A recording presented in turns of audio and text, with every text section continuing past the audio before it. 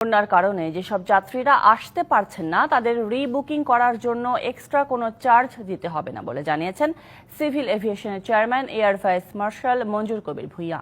রাতে শাহজালাল আন্তর্জাতিক বিমানবন্দরে সংবাদ সম্মেলনে এভিয়েশনের চেয়ারম্যান আরও বলেন, বন্যার সময় টিকিটের দাম না বাড়াতে বিভিন্ন এয়ারলাইন্সকে নির্দেশনা দেওয়া হয়েছে। এর পরিপ্রেক্ষিতে ইতিবাচক সাড়া দিয়েছে এয়ারলাইন্সগুলো। এ সময় এক প্রশ্নের জবাবে এভিয়েশন চেয়ারম্যান জানান, মাঙ্কি পক্স নিয়ে সর্বোচ্চ সতর্ক অবস্থায় রয়েছেন তারা। ভালো ফিলিংস নিয়ে আসতে পারে, যেতে পারে এয়ারপোর্ট থেকে, সেইভাবে আমরা কিন্তু নিরলস পরিশ্রম করে যাচ্ছি।